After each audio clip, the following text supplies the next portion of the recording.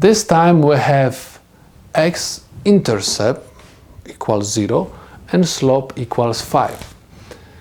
Anytime we have X-intercept, we have basically point which has y coordinate equals 0 and x coordinate is equal to the given value. So this is, in this case, 0, 0.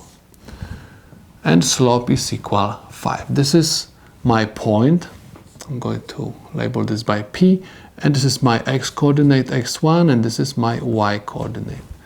Next, I'm supposed to find the equation of the line.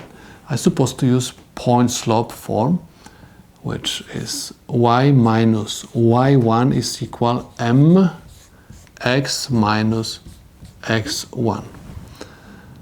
So I have y minus my y1 is equal 0 equals my slope is equal 5 is given, and I have x minus x1 is equal 0. So I have y is equal 5 times x is equal 5x. This is the solution to my problem.